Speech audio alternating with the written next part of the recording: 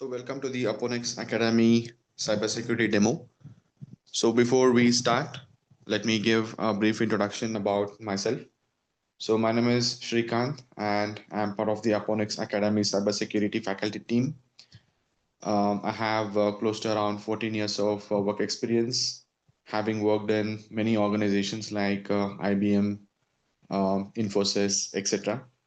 And I have many cybersecurity certifications like CISSP, CISA, Security Plus, etc. So I'll be your instructor for this particular demo, what we're going to discuss. So today's topic is about the social engineering and phishing. So the reason why we picked up this topic is because you might be seeing there could be a lot of news around about people losing money or people clicking on some links and they the attackers got into their accounts, they transfer the funds or they access their social media accounts. So there could be lots of such news that you might be hearing very often from your relatives, friends, or in the news, etc. So I thought this could be a very hot topic as per today's scenario, right? So let's discuss about what is social engineering, what is a phishing, why do attackers perform the social engineering attacks and phishing attacks, right? So this is the agenda of today's session. So I'm going to introduce you to a couple of social engineering and phishing types, definitions, and we're going to discuss about a couple of techniques, and I'll be giving you lots of examples of how do the phishing email looks like, and we're going to perform one real-time analysis of a phishing email, like how do you recognize a phishing email, what are the key indicators of a phishing email, and how do you verify, okay, couple of red flags in the email. And we're going to discuss about the mitigations, how do you report your phishing attempts, and what precautions basically you need to take, okay, in order to ensure that your accounts are safe. So this is our objective. So by the end of this lecture, you should be able to clearly understand what is social engineering and why humans are targeted. And you'll be able to identify the indicators of compromise, meaning what a phishing email will look like and how to analyze a couple of phishing parameters on the emails. And you'll be able to decide on a couple of security measures that you can take in order to ensure that you're not being phished by the attacker. And also you'll be learning how to report and where to report a couple of phishing email attempts. All right. So with that, I think we'll get started with the topic called as a social engineering. Now, before I explain you what is a social engineering, first let us understand what is an attack or what is a cyber attack. So you might know a cyber attack is when the malicious actors, okay, it can be like the hackers or anyone who is looking to break the systems or looking to break the security controls in order to access the sensitive data or to do some damage. So with the from the individual's perspective, as I mentioned earlier, so there are lots of scenarios that the people losing their money, right, or people losing their sensitive information. Okay, there are a couple of such cases. So why do we term that as an attack? Is because somebody else is trying to gather or access your data or information from unauthorized means they're going to break the systems and the controls in order to gain the access. For example, it could be password compromise. Okay, when somebody guesses your password or when somebody knows your password, they try to log in. Okay, and they try to do some damage. So in a nutshell, the cyber security is all about how are we going to stop these kind of attacks from the attackers, and the cyber attack is about when the attacker can break the security measures and they can access lots of our sensitive data and do some damage. Now, the attacks can be classified into two types. We call it as a technical attack and a non-technical attack. So, technical attack is when the attacker can use like tools, techniques, and they can, attack on our systems or networks. The non-technical attack is when they don't use such, tools or techniques, but rather they use a human psychology, okay, in order to attack. Now, the social engineering is basically part of the non-technical attack. Means the attacker is not going to use any technical ways of attacking on us, but he is going to like attack on the individuals through the psychology. Okay, by using the trust, fear, urgency, and helpfulness. Now, let us quickly understand what is a social engineering. So social engineering is the practice of manipulating the people. So here the keyword is manipulating, right? The attacker will, create a scenario and he's going to trick you or he's going to manipulate you. Okay? To disclose any confidential information, to perform any actions, to compromise the security or to compromise on to achieve his goals, right? So the attackers will make use of a non-technical exploit ways. For example, like exploiting your psychology, exploiting the trust, exploiting fear, urgency, and helpfulness. So this is the meaning of the social engineering attack. Now, to summarize, the social engineering attack is a psychological manipulation to gain the information. Next, the goal. The goal is to get the victim's secret information. It can be like passwords or to access, some accounts. Okay. The attack surface is anyone with the knowledge or access of employees, students, contractors, etc. So they'll be the target. Okay. So this is all about the social engineering attack.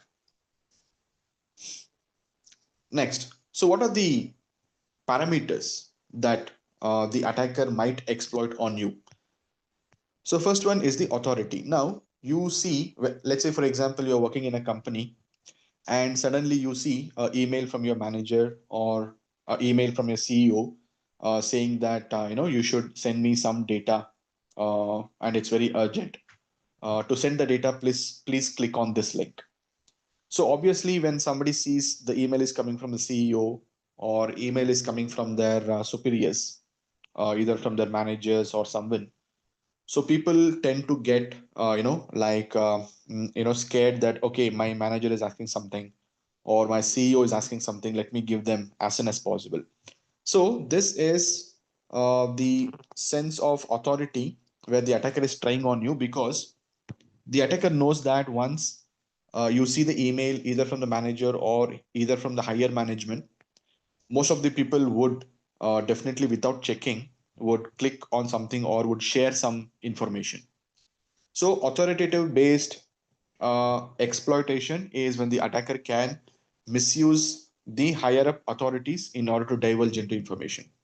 Similarly, when the attacker can create some urgency, now let's say for example, IT team will say that you should update your software or else your account will be logged in next 10 minutes. To update the software, click on the link. That could be one possibility. Next is scarcity, social proof, and reciprocity. So all these are like trying different methods and the means of making you believe, okay, that the information is coming from a right source and you need to like trust it and you need to like act on it. That is the ultimate goal of the attacker. So these are a couple of common techniques that we can see. Like the phishing is about how the attacker is going to like send a lots of spam emails randomly with a template, okay, and people fall for that fish. Spear phishing is also a technique where the attacker might target a specific individual. So let's say, for example, one individual is having like the privileged access, okay, some access which is elevated. So definitely the attacker would try those accounts. Whaling is when the attacker can target the top management, and wishing is when the attacker might call you. So in the previous scenarios we have seen like people used to get a call like mimicking like a police officer or a judge, okay, and they're threatening you or the people to give some information, right? Smishing is when the attacker might try on the SMS, like sending SMS with some fake OTPs or fake links. Tailgating is basically a physical security based attack when somebody might enter along with somebody who has already got the permission. Okay. Pretexting is when the attacker can create a behavioral or a believable story or a scenario. Okay, so these are a couple of the techniques what the attacker might try in order to trick the human beings. So let us discuss common phishing payloads, goals, and what is the process. So first step is the reconnaissance when the attacker can gather the data about the employees of the organization, right? So he can make use of lots of websites like LinkedIn or company websites, social media profiles to get the information about the employees of the company. Next, he's going to craft a email. It could be any like a fake email, which I'll be showing you how a email will look like. Next, he's going to choose a delivery method. Either it could be a phishing, or it could be a smishing, or it could be a wishing, means email, voice, or SMS. Then he's going to like put a exploitation link where if somebody clicks on the link or if somebody downloads the attachment, then the malware could enter into the system and it could do the damage. Okay. Now let us quickly see how a real phishing email will look like, right?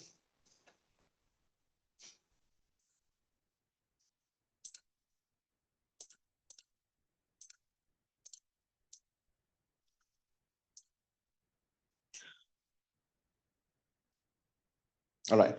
So here I have taken a sample phishing template or a phishing email which is publicly available. So here you can see uh, there is a email from no reply at the rate zoomsecurity.com, and the subject says that this is a subject, right? It is urgent and take immediate action to prevent Zoom account suspension.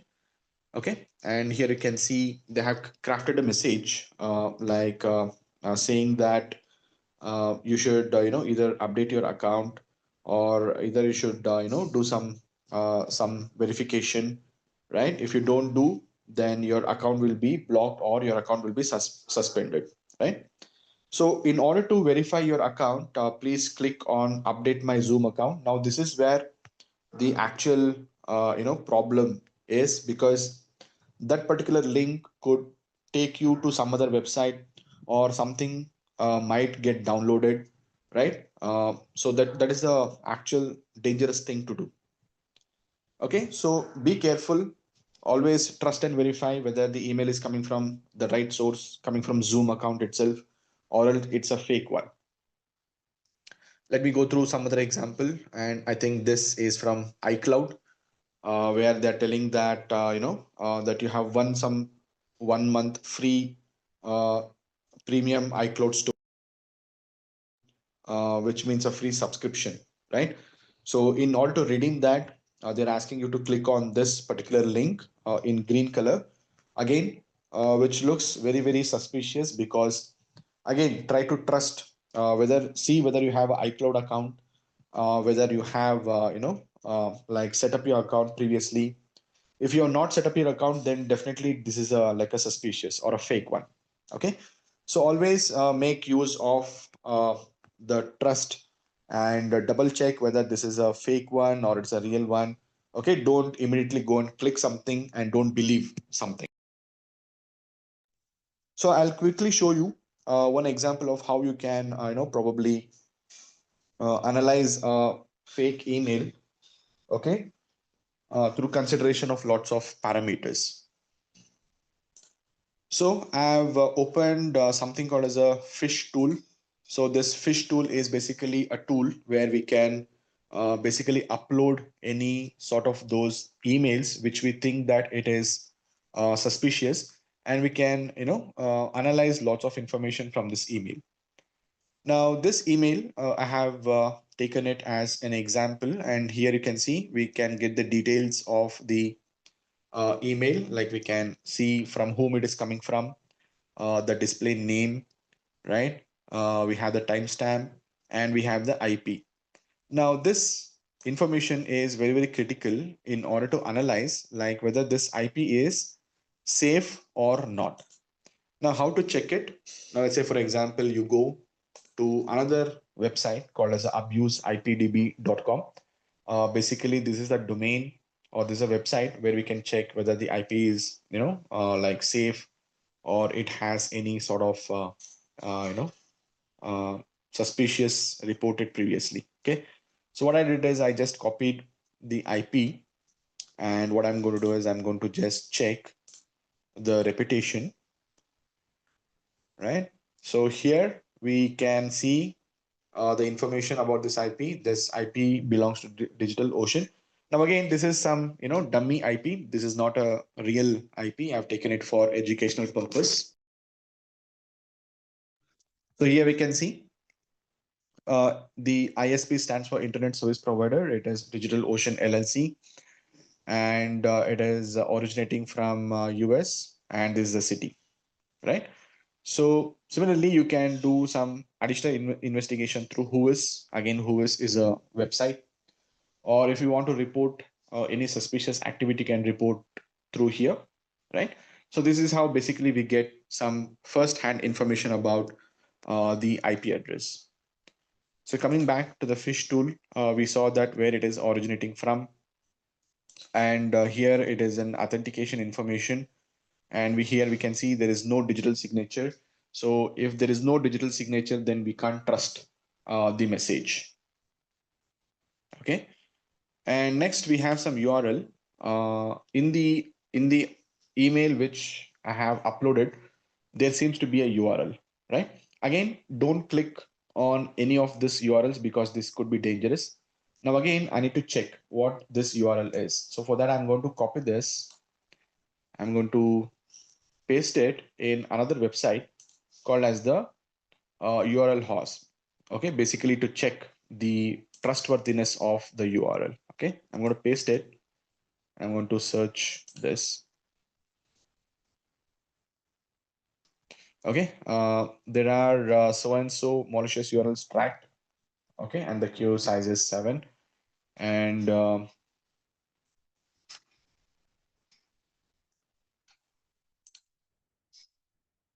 right, I'm going to see if the URL has any payloads. So basically, it is going to give me all the payloads here.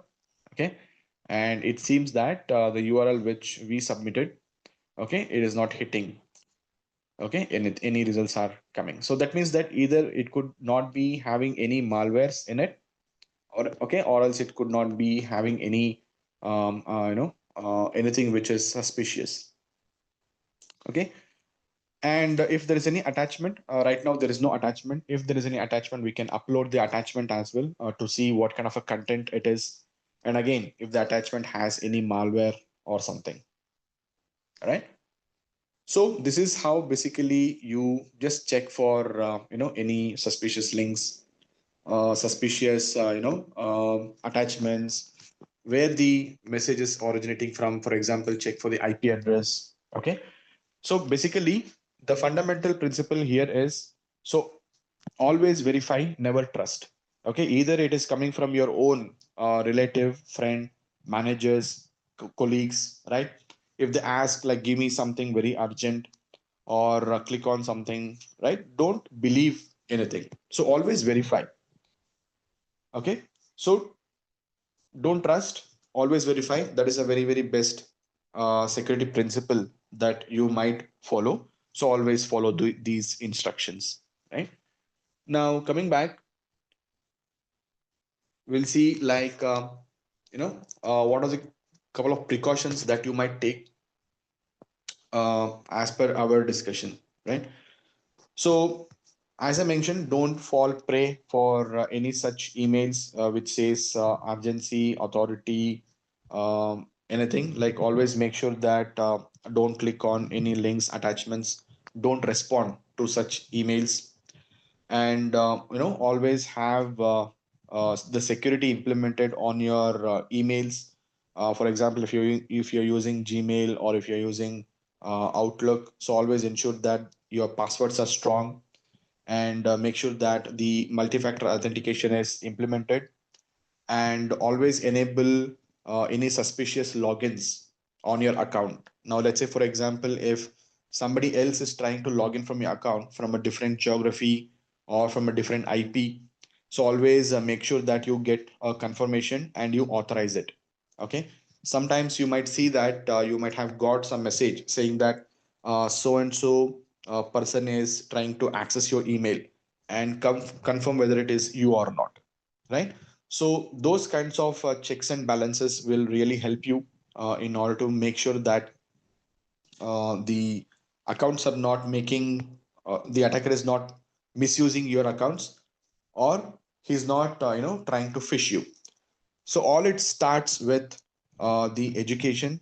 So no matter what, if you are a security professional or not, try to keep yourself updated, learn about what is phishing, what is dangerous emails, learn how to identify it, and always try to not believe anything, and don't take any action immediately. Okay. And the last thing which I want to show you is that there is a website from the government of India. Okay, so you can make use of this website like cybercrime.gov. So this is a national cybercrime reporting portal. Like if you see anything suspicious, okay, a email or a SMS, or somebody's calling you continuously with some fake numbers, right? So always make sure that you log in to this website, raise a complaint immediately. Okay, there is three categories: either it is a woman or child related crime, or if it is a financial fraud, or if it is any other crime. Okay, so once you raise a complaint under each category, you can track your complaint here. Okay, or if you want to like report any suspicious activity, like for example, if you want to check if you have got an email, you can check here. Or if you're getting any messages, calls continuously, okay, check here. Or if you're having a suspect on some websites or any apps, again you can check on this particular website. Okay, so this is all about just giving you a brief message of how you need to be careful in ensuring that you don't fall prey for the cyber attacks, okay, through any social engineering techniques. So couple of key points. Number one, when you receive such calls, emails, SMS, don't respond immediately. If it is coming from your trusted source, if it is your friend, family member, colleague, always try to cross verify. Okay, call them and check that, hey, I got your message like this, is it true? Okay, always cross verify, right? And don't fall prey for any of such indicators, like uh, if the email says that something is urgent, okay, it is suspicious. Or if the email is coming from any higher authority, it is a suspicious one. Okay, so it is not only for you, pass this message and educate your family members also. It can be your elders, your parents, grandparents who's using the mobile phones, or if they are using any applications, so ask them to not respond, or to not click on anything which seems suspicious. Okay, so the cybersecurity is not only for the organizations, it is for each and every individuals. Okay, so try to protect your company's assets, company's resources, as well as try to protect your own resources, so that you keep your digital assets safe from any cyber attacks. So with that, thank you very much, and this is what we have to let you know, and we are concluding the session for now. And have a nice day, everyone.